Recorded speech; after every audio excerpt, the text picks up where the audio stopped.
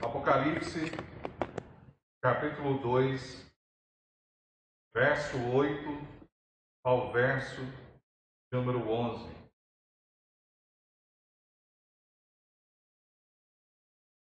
Apocalipse, capítulo 2, verso número 8 ao verso número 11.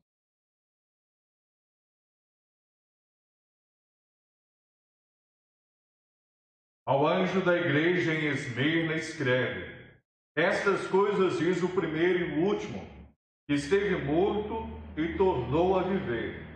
Conheço a tua tribulação, a tua pobreza, mas tu és rico, e a blasfêmia dos que a si mesmos se declaram judeus, e não são, sendo antes sinagoga de Satanás. Não temas as coisas que tens de sofrer.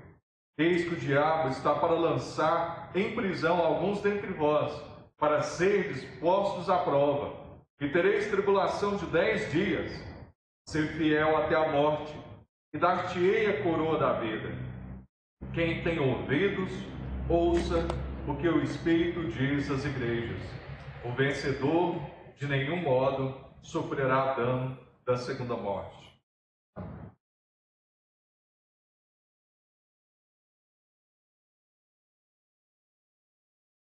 Senhor, mais uma vez nós nos colocamos aquietados perante o Senhor, submissos à tua boa e santa vontade, e rogamos que o Senhor esteja tirando de nossas mentes as preocupações do amanhã e do ontem, tirando-nos todas as coisas que acaso possam tirar nossa concentração e o meditar dos nossos corações nessa palavra, que agora vamos meditar e vamos estudar. Se conosco, que teu Santo Espírito ilumine mais uma vez nossas mentes, dê clareza, dê entendimento, dê compreensão, mas nos dê vida. Nos dê vida, uma vez compreendendo, que nos ajude a vivê-la, ajude a que creiamos nela e estejamos colocando sempre em nosso dia a dia, na prática, na devoção do nosso viver. Nós o pedimos, em nome de Jesus Cristo. Amém. O livro de Apocalipse, como nós temos visto, não é um livro cheio de códigos, não é um livro cheio de enigmas. Na verdade, Apocalipse significa revelação. A revelação do Senhor Jesus Cristo à sua igreja. E no início do livro de Apocalipse nós vemos que João estava exilado na ilha de Patmos, estava exilado, preso, prisionado nessa ilha, porquanto pregara o nome do Senhor, porque testemunhava Jesus Cristo. Ele foi exilado nessa ilha.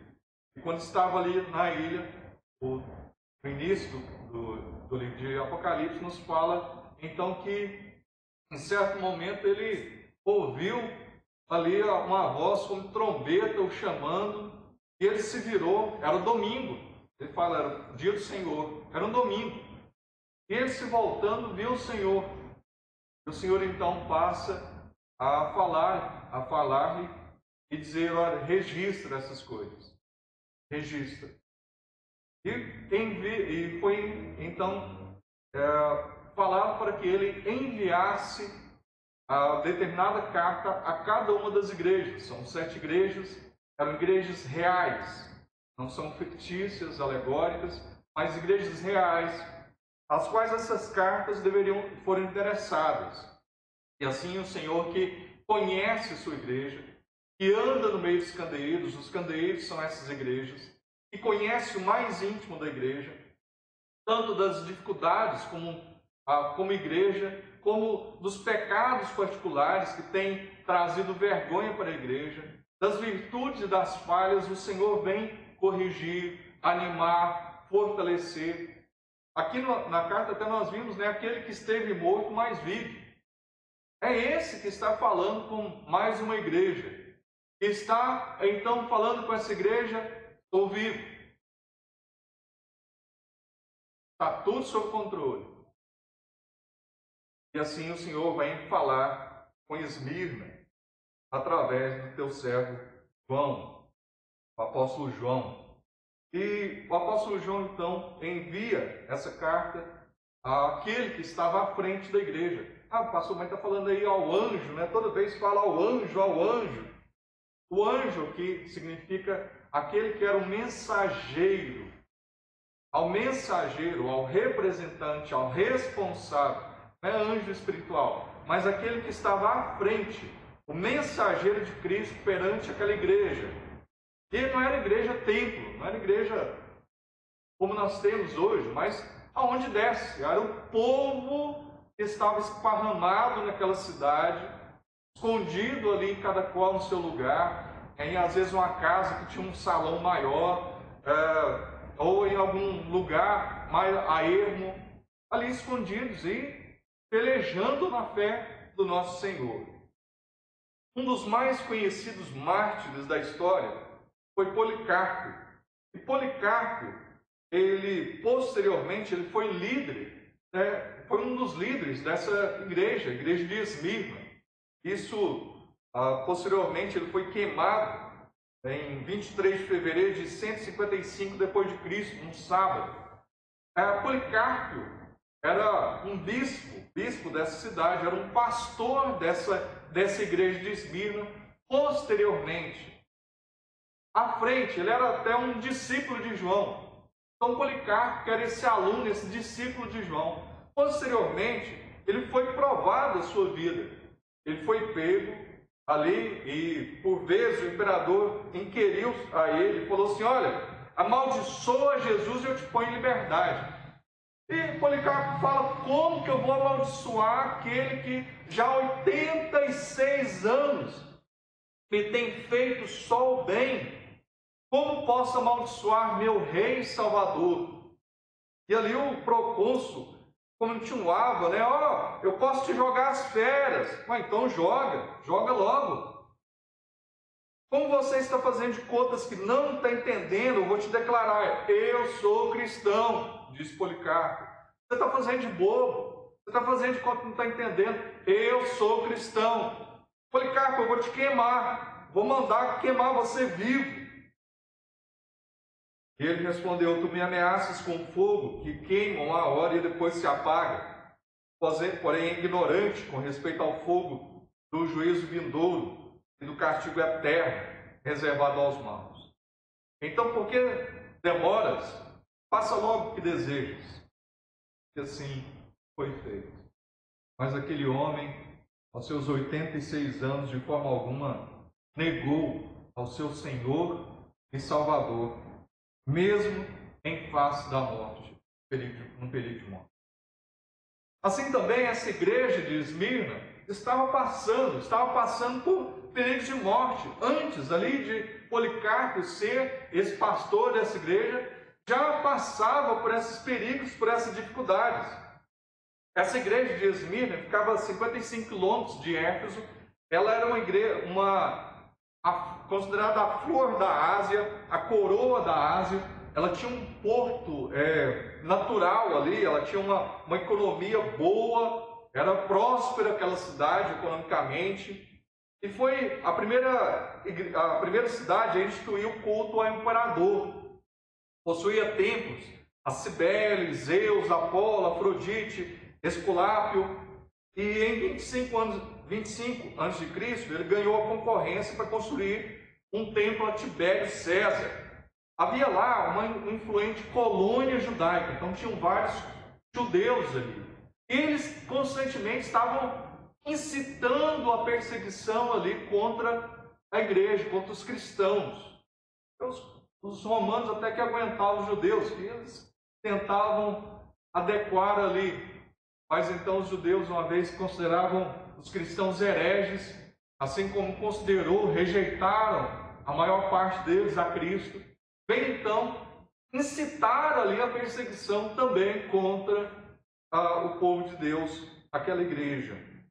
Os capítulos 2 e 3 são essas cartas abertas, então, às 7 igrejas, que são lidas com preparação para grandes conflitos. As igrejas, então, em meio às suas fraquezas, dificuldades, e são chamadas a confessar suas falhas. Mas é interessante que, nessa igreja em especial, o Senhor não admoesta, não fala nada contrário, nada negativo. Essa igreja, em seus poucos versos sendo retratada, ela não tinha falhas que o Senhor ali destacou, como as demais igrejas. Sempre as demais igrejas tinham uma questão, como veremos depois das demais. Mas Esmirna não. Aquela igreja, ainda que pequenina, ela era fiel. Mesmo pequena, era fiel. O sofrimento revela quem é fiel e quem é conveniente. Isso é um fato. Em meio à riqueza, à abundância, é muito fácil ter amigos. Mas ser amigo de Cristo quando tudo vai mal, na perseguição, na dificuldade, na pobreza, quando são tomados os bens, quando perde-se as amizades, aí se prova realmente quem ama ao Senhor.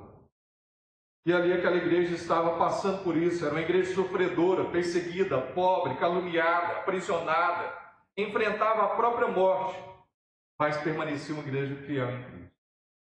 A fidelidade é um princípio básico da vida cristã. Nós cantamos agora firme, né? Firme nas promessas. E o Senhor então vem aqui fazer promessas a essa igreja e falar firme, fique firme nessas promessas. Hoje os maridos e esposas estão quebrando os votos, as amizades têm sido quebradas, então os votos, as promessas, os pais estão quebrando os votos assumidos ali perante o batismo, de ensinar a criança o caminho que deve andar. Os crentes estão quebrando seus votos feitos na profissão de fé. Os votos hoje, os compromissos têm sido quebrados. Mas essa igreja vem demonstrar fidelidade. Uma fidelidade que tem que ser observada por todos nós, em todos os tempos. Não era só para aquele tempo, mas para todos os tempos, nós devemos ser e buscar sermos essa igreja fiel. Como ser um crente fiel, uma igreja fiel, mesmo em tempos de prova. Em primeiro lugar, não tendo uma visão romantizada da vida. Nós temos que perder essa noção de visão romântica, que não teremos problemas, que não teremos dificuldades. Há um mar de rosas. Quem disse isso? Do início ao fim, o ser servo de Deus deve haver renúncia. Abraão deixou sua parentela. Ló só não morreu porque os anjos tiraram ele da cidade. Quantos deixaram seus bens, ali casas, para não serem destruídos com os demais? Há perdas. Esses crentes estavam passando por perdas. Havia tribulação aqui. E há 4 coisas nessa carta que precisamos destacar. Havia tribulação e esses crentes estavam sendo atacados e mortos. Eles eram forçados a adorar o imperador. Mas aqui eles falavam de forma alguma: nós não vamos adorar o imperador. Podem nos matar. Só existe um Senhor, e é Cristo. Eles estavam passando por pobreza, porque aquela igreja, muitos deles, a origem deles, alguns eram pobres, eram ali de origem, eram escravos. Outros crentes foram saqueados seus bens. No momento que eles falaram, sou cristão, e eles eram presos, os bens deles eram confiscados. Então a pessoa ficava sem nada. E também os crentes que tinham ali seus negócios, uma vez que eles se colocavam como cristãos, eles não participavam mais do círculo comercial da cidade. Porque aquele círculo comercial, ele se encontrava nos templos pagãos. E ali tinha suas festas orgíacas, na bebedeira, na bagunça. E uma vez que aqueles cristãos se converteram, ele falou: não, eu não vou lá. Agora eu sou de Cristo, eu tenho que buscar uma santidade, uma pureza de vida. e ainda que eu perca a possibilidade de ter meus contatos financeiros, eu vou permanecer então fiel. E havia então ali a perda até dos ganhos financeiros. Havia pobreza, mas esses homens permaneciam fiéis. Havia difamação. Os judeus estavam espalhando vários boatos sobre eles. Não tinha essa sinagoga aqui judaica. Eles estavam espalhando vários boatos. Eles estavam falando que os judeus, que os cristãos eram canibais. Mas, pastor, mas de onde que eles tiraram isso? Ué, porque os cristãos, eles comem porco e bebem sangue. Símbolos, mas que aqueles judeus estavam falando, não, é literal, eles estão lá, eles estão fazendo um culto lá, e estão comendo carne e bebendo sangue lá. Também eles foram acusados de imoralidade, imagina, imoralidades cristãos. Eles falaram, eles têm uma festa lá, uma tal da festa do amor, a festa ágape. Só que a festa do amor, a festa ágape, era um churrasco, era uma festa comunitária, cada qual levava um prato de alimentos, se juntavam ali e dividiam. Estavam com tudo em comum, essa questão dessa festa ágape. Eles acusaram os cristãos de dividir as famílias, porque uma vez que vários pagãos se convertiam ao Senhor, eles eram expulsos dos seus lares. Eles não mais compactuavam da fé ali da família, do paganismo. Falavam, olha, eu não vou mais continuar no mesmo caminho que estava então. Então foram acusados de divisores de famílias, estavam trazendo complicações ali familiares. Acusaram eles de ateísmo. Olha, eles não adoram a Deus não, porque não estão adorando aos deuses, a imagem dos deuses. Não está adorando Apolo, não está adorando Afrodite, não está adorando o imperador. Então eles não adoram a Deus. Na verdade eles adoravam, mas um só Senhor.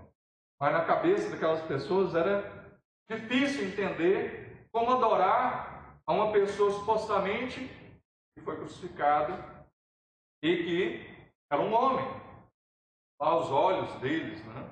Aquelas pessoas. Eles não criam como Senhor, como Salvador, como o Deus que veio e se encarnou e ressuscitou. Eles não entendiam isso. Eles não entendiam por que ter um só Senhor. Por que não ter uma imagenzinha de Jesus? Eles não entendiam isso. Por que não poderiam compartilhar, adorar a Jesus e outro? Eles não entendiam isso. Acusavam os crentes de deslealdade, revolucionários. Negaram então a dizer que César era Senhor. Eles falam, não, César não é Senhor. E aí entra uma outra questão. Porque falar que César era Senhor, entrava a questão civil e a questão religiosa. Para eles não conseguiam diferenciar a questão civil e religiosa. Quando falavam do Senhor, estava falando que eles adoravam a César como imperador e obedeciam às leis e como um semideus. Adoravam a ele. Os cristãos vêm e falam, não, civilmente nós respeitamos a César, mas religiosamente nós temos um só Senhor. E por isso que aconteceu é que eles foram então lançados nas prisões. Como um crente fiel em tempos de prova, como ser fiel em segundo lugar, sabendo que a avaliação de Jesus é diferente.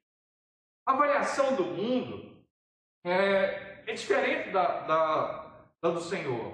Aquela igreja, a igreja de Esmirna, era pobre. Uma cidade rica, mas era uma igreja pobre. Porque os crentes vinham das classes mais baixas. Pobre, porque muitos membros eram escravos. Pobre, porque seus bens foram saqueados, como eu disse. Pobres, porque os crentes eram perseguidos e tomaram seus bens. Embora a igreja fosse pobre, o Senhor vem e fala que ela é rica. Você não é pobre, você é rica. Você não é pequeno, você é grande aos nossos. A avaliação do Senhor é diferente. Embora a igreja fosse pobre financeiramente, ela era rica espiritualmente. Não tinha tesouros na terra, mas perante o Senhor ela era rica. Era pobre diante dos homens, mas rica diante de Deus. A riqueza de uma igreja não está na beleza do seu templo, nos ornamentos que ela tem, nas posses que ela possui. A riqueza da sua igreja está no seu temor, na sua vida com Deus.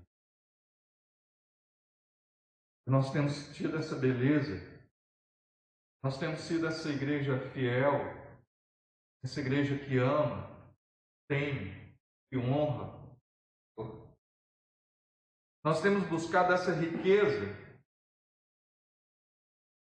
A riqueza de uma igreja não está, então, em beleza de templos, móveis, orçamento, ou na posição social dos seus membros. Jesus não está preocupado com isso. Ele é o Senhor e dono de tudo e todos. Tudo é dele. A igreja de Laodiceia considerava-se rica, mas Jesus falou que ela era pobre. A igreja de Filadélfia tinha pouca força, mas o Senhor pega e fala que abriu uma porta perante ela. A igreja de Esmirna se considerava pobre, mas aos olhos de Cristo ela era rica.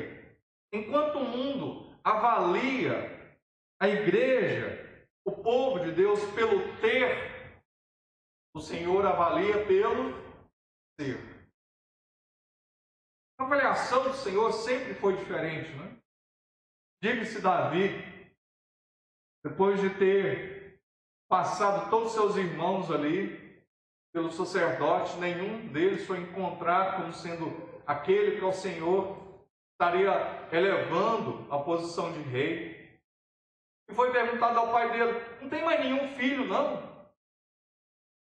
Ele tinha até se esquecido, nem deu valor. Ah, tem Davi. E antes o Senhor tinha falado para o seu servo: olha, você, o homem, vê segundo a aparência, mas eu vejo o coração. O mundo gosta muito de ver a aparência, mas o Senhor gosta da essência. O Senhor não se deixa levar por mera estética. O Senhor vê o coração do adorador. E não sua oferta, não sua voz sendo entoada, cântico, não sua oração. Ele vê o que de fato ocorre. Qual é a motivação por detrás daquilo? Se é sincera, se é verdadeira. Outro grupo ostentava uma falsa percepção de si mesmos. Então, como foi falado, tinha um grupo de judeus naquela cidade. E é falado deles, se dizem judeus, mas não são, sendo antissinagoga de Satanás. Eram judeus de nascimento, eram judeus como nação descendente de Abraão. E o Senhor Jesus Cristo vem e fala para eles: olha, na verdade, filhos de Abraão são aqueles que me creem em mim. Todo aquele que crê recebe a bênção. Da promessa lá de Abraão, que através dele seriam abençoadas todas as famílias da terra, todas as nações, não só Israel. Os judeus pensavam que a bênção era só para eles. Só para eles. Só eles eram um povo escolhido. Na verdade, o Senhor pega e fala: não, a bênção é através do prometido, daquele que viria, da descendência ali, que abençoaria todas as demais nações. Não é judeu quem o é exteriormente. Judeu é o que é interiormente. Romanos 2, 28, 29. Até também o Senhor fala: olha, vocês estão pensando em circuncisão é alguma coisa? Os judeus falavam: nós somos o povo de Israel, circuncidados, temos o sinal da aliança. O Senhor fala: olha, vai circuncidar o vosso coração. Vocês estão precisando dessa circuncisão. Coração. Precisando de arrancar toda essa iniquidade no vosso coração. Não meramente na carne. Eles afirmavam que eram judeus, mas não eram na verdade. Eles afirmavam que os membros da igreja eram pobres, mas isso não era verdade. O mundo vê a aparência, o Senhor vê a realidade. O Senhor vê, de fato, a verdade em nossas vidas. Por isso, nesse sentido, não importa o que o mundo pensa de nós, desde que sejamos segundo a vontade de Deus.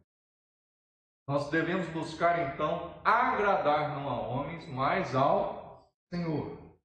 Viver de acordo com o Senhor, ainda que perseguido pelos homens, ainda que caluniado pelos homens, ainda que percamos várias oportunidades econômicas, sociais, não interessa.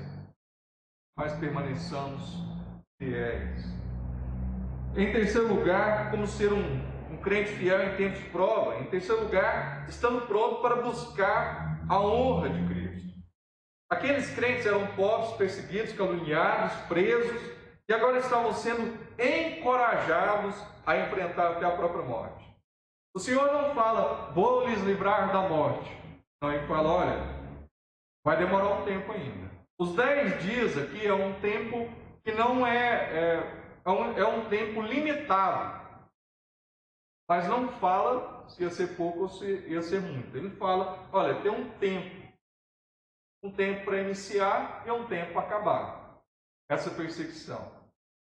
Mas o Senhor fala, vai ter perseguição. O Senhor fala, muitos vão morrer, vão ser pegos, vão ser presos e vão morrer. E a gente fica pensando, nossa, mas custoso esse negócio, ué. Por que dessas catástrofes, dessas tragédias? Olha, isso porque a gente não sabe. É permissão do Senhor. E o propósito é sempre a glória dele. Nós não compreendemos a mente de Deus. Mas nós percebemos algumas coisas. Até em meio às perseguições, nós percebemos que a gente de fato é crente. Quando Ananias e Safira morreram porque mentiram, como nós lemos lá em Atos, houve temor. Aquele povo viu que o Deus que ali estava era o Deus vivo. Que não era um Deus que podia enganar, tapear. Não era um Deus morto, indiferente, mas um Deus zeloso da sua igreja. Então nós vemos que essas perseguições são como uma peneira. São como, sim, o fogo para queimar a palha. Aquilo que não tem vida com Deus é queimado. Aquilo que não tem vida com o Senhor Jesus, bate derribado, vai embora mesmo. Não permanece no Senhor. E nas perseguições nós vemos isso. Temas e tantos outros que são descritos nas Sagradas Escrituras, que amaram mais o presente século do que ao Senhor Jesus. O Senhor permite, sim, as dificuldades, os problemas, mas Ele nos anima. Eu estou contigo. A presença do Senhor é real. A presença do Senhor é um fato. Somos chamados para sermos fiéis até as últimas consequências. Hoje Jesus espera do seu povo que seja fiel, fidelidade de vida, de testemunho, na família, no trabalho, nos negócios, no estudo, na fé. Não devemos vender o nosso Senhor por dinheiro como Judas. Ou não podemos, de forma alguma, trocá-lo por um prato de lentilhas, como fez Esaú. Mas nós temos que sermos fiéis, ainda que isso nos custe algum relacionamento, sucesso pessoal, uma promoção e até mesmo nossa vida. Mateus 5,11: Bem-aventurados sois quando por minha causa vos injuriarem e vos perseguirem e mentindo disserem todo mal contra vós. A Bíblia diz que todo aquele que quiser verdadeiramente viver uma vida piedosa, certamente será perseguido. Está lá em 2 Timóteo 3,12. Você quer ser piedoso? Você vai ser perseguido. Você quer viver uma vida real com Deus? Você vai ser perseguido. O problema não é a perseguição, é a falta dela. O indicativo de que está alguma coisa errada não é a igreja ser perseguida. É o contrário.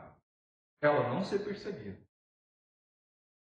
Porque aí entendemos que a igreja está sonsa.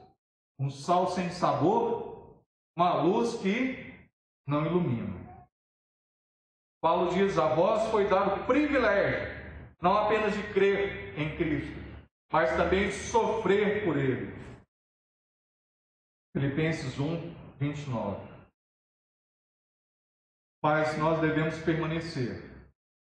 permanecermos firmes, porque nos é prometido. Aquele que muito bem, servo bom e fiel, aquele que for fiel, permanecer. Diz Mateus 25, 23, fosse fiel no pouco, sobre o muito te colocarei. Entra no gozo do teu Senhor. Entra no gozo do teu Senhor. Por último, em quarto lugar, sabemos que o Senhor está no controle. Jesus conhece quem somos e o que está acontecendo conosco. Ele não é pego, desprevenido, ele não está dormindo. Não dormita o guarda de Israel, não dormita o nosso Senhor. Uma das nossas grandes necessidades nas tribulações é alguém com quem compartilhá-las. E o Senhor ouve e conhece todas as nossas tribulações, nossas angústias. E Ele está conosco. Jesus conhece nossas aflições, porque anda no meio da sua igreja. Conhece tanto o sofrimento da igreja como um todo, mas de cada um em particular. Porque Ele não habita só num templo, num local. Mas vem a hora, já chegou, em que os verdadeiros adoradores adorarão o Pai em espírito e em verdade. Nós não vamos a um lugar para cultuar ao Senhor. Nós não precisamos, nem precisávamos de tenda. Nós não precisávamos de nada, a não ser o povo do Senhor reunido para adorar, para servir. Jesus permite o sofrimento, sim, com um propósito. Davi fala no Salmo 119, 71. Foi-me bom ter eu passado pela aflição, para que aprendesse os teus decretos. Foi-me bom ter eu passado pela aflição, para aprender os teus decretos. Jesus passou por diversas situações. Não tinha onde reclinar sua cabeça, foi caluniado, chamado de beberrão, de impostor, de blasfemo, possesso, foi preso, açoitado, cuspiram na cara dele, tomaram suas vestes, pregaram a cruz, morreu ali uma morte que era considerada maldita, mas tudo isso fez por amor a você, por amor a mim. Ele diz à sua igreja: não temas as coisas que tem que sofrer. Para os nossos dias, para os dias que virão, não temamos as coisas que temos de sofrer. O Senhor está conosco. Ele sabe, Ele conhece literalmente o que é sofrer. Porque Ele sofreu, Ele passou por tudo como um de nós. Ele entende, Ele nos compreende. Concluindo, a palavra para a igreja de Esmirna era sobre tribulação, pobreza, difamação. Continue firme. Aconteça o que acontecer, continuemos firmes. Em toda e qualquer situação, continuemos firmes. Não olhemos para o sofrimento, mas para a glória futura. Podemos precisar ser fiéis até a morte, mas certamente a segunda morte não terá domínio sobre nossas vidas. A primeira morte que Adão teve lá no Jardim do Éden foi a morte espiritual. Lembra? Ele pecou, comeu do fruto, Eva, eles se esconderam de Deus. Mas eles deveriam ter sofrido também morte física. Todos nós temos por conta do pecado de Adão e Eva. E também tem uma morte eterna. Nós não sofreremos essa morte, os que estão em Cristo. E certamente um dia, a semelhança do Senhor, até mesmo os nossos corpos, nós ressuscitaremos e nosso espírito, nosso corpo, se unirá mais uma vez para nunca mais se separar. E a semelhança de Cristo, estaremos na sua presença pela eternidade. Finalizo com a história de Bonhoeffer, Dietrich Bonhoeffer. Ele foi enforcado em 9 de abril de 1945. Ele era um pastor e, por conta de lutar contra o nazismo, ele foi aprisionado em campo de concentração pelos nazistas. Ele que havia levado várias pessoas em segurança para a Suíça e tinha até fundado com outras pessoas uma igreja, a igreja confessante. Jesus Cristo, não homem algum, ou o Estado é o nosso Salvador, ele dizia. Hitler se levantou ali como Salvador, e eles falaram, nosso Salvador é só um, é Jesus Cristo. Eles lutaram contra Cristo. E em 1943, ele foi preso, e em 9 de abril de 1945, 3 semanas antes das tropas amigas, dos aliados chegarem ali para colocar em liberdade aquele campo de concentração, de acabarem ali com a guerra naquele local, ele, seu irmão Klaus e seus cunhados Hans e Rüdiger foram então enforcados.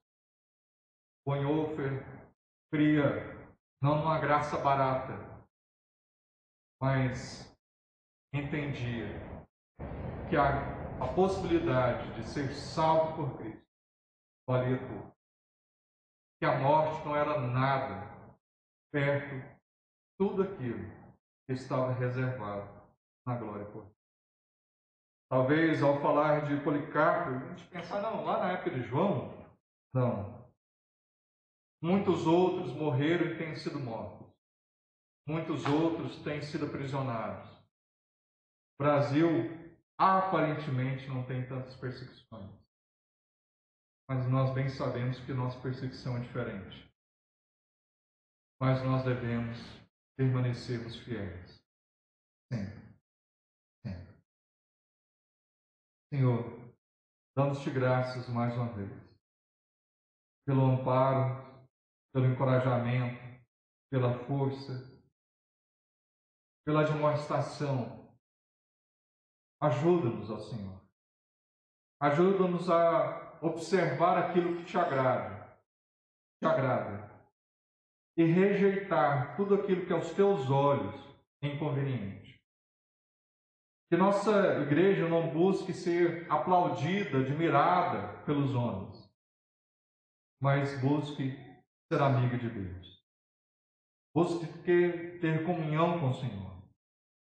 Busque agradar a Ti todos os dias. Se conosco. Em nome de Jesus Cristo. Amém. Quero chamar